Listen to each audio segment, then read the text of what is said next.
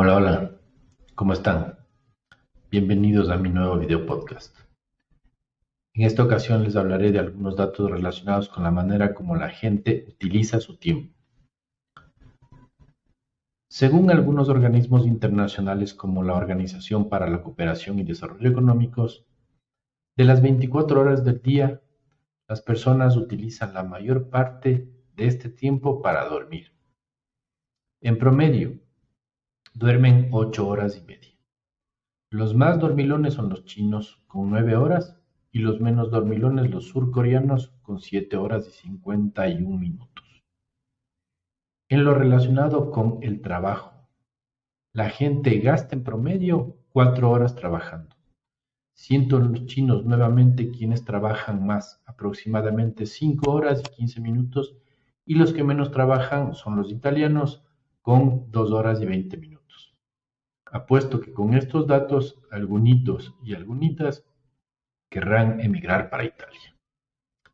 El resto del tiempo la gente lo destina a trabajos en casa o también a hacer compras, siendo los portugueses los que más tiempo destinan a esto. El tiempo también se utiliza para alimentarse y cuidado personal, siendo los franceses los que están a la cabeza en estas dos actividades, con 2 horas 13 minutos que destinan para alimentarse y 1 hora 43 minutos de su tiempo lo destinan para el cuidado personal. Y hay otras actividades en las que se divide el tiempo, en las que se reparte el tiempo a lo largo del día entero. Ahora bien, con respecto al tiempo libre, que también hace parte del tiempo que se destina a lo largo de un día, las diferencias no solo dependen de los países de origen, como habíamos visto anteriormente, sino del sexo de las personas, es decir, varían entre hombres y mujeres. En México, por ejemplo, los hombres dedican más de 3 horas a su tiempo libre, mientras que las mujeres dedican menos de 2 horas a tener ese tiempo libre. En Gringolandia, los hombres gastan casi 1 hora más de tiempo libre que las mujeres, es decir, utilizan 1 hora más que las mujeres, pero más de 2 horas que los mexicanos. Entonces aquí hay una diferencia no solo de sexos, sino de países. Extrañamente, en estos datos, en ningún país de los que pertenecen a la Organización para la Cooperación y Desarrollo Económicos, las mujeres tienen más tiempo libre que los hombres. Y esta es una clara evidencia de las diferencias de género. El único país en el que estas diferencias son mínimas es Noruega, con una diferencia de 4 minutos entre hombres y mujeres. Por otro lado, es importante saber con quién comparten su tiempo las personas dependiendo de su edad. Y para estos temas tomaremos los datos para Gringolandia. A la edad de 20 años las personas mayormente pasan solos, más que con amigos y familia. En esta edad pasan en promedio más de 4 horas solos y menos de 3 con familia o con su familia. A los 40 años la diferencia se agranda mucho entre el tiempo que pasan solos y el tiempo que pasan con su familia. Pero se suma una actividad importante a este tiempo, el tiempo que pasan con sus hijos, que en promedio es de 4 horas. A los 60 años, la tendencia a pasar solos aumenta considerablemente, llegando a ser casi de 7 horas. El tiempo con la familia se achica enormemente siendo solo de 1 hora. A esta edad, el tiempo que pasan con su pareja es la mitad del tiempo que pasan solos, y a los 80 el tiempo que comparten con las demás personas, con su círculo, lo dividen entre pasar solos y con su pareja, siendo en total 10 horas, dedicando en total 10 horas para estas dos actividades.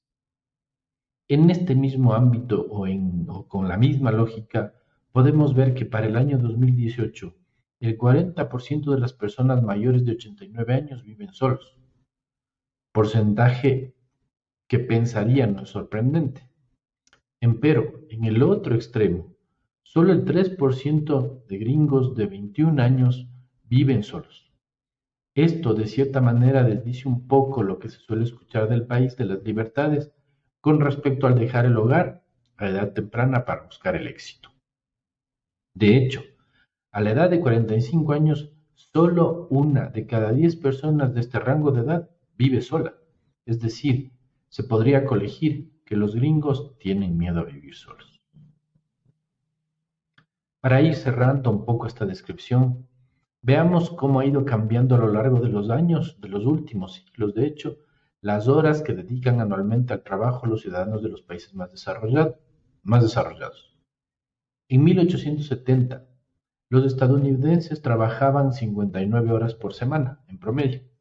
Los belgas, 73 horas por semana en promedio. Y los ingleses, 52 horas por semana en promedio. A inicios del siglo XX, en 1900 más exactamente, los franceses eran los más trabajadores, con 59 horas por semana, y los menos trabajadores, los australianos, con 45 horas por semana. A mediados del siglo pasado, más específicamente en 1950, los alemanes trabajaban mucho más que los demás países por año, con 46 horas por semana, y los estadounidenses trabajaban menos que los demás países, con 38 horas por semana.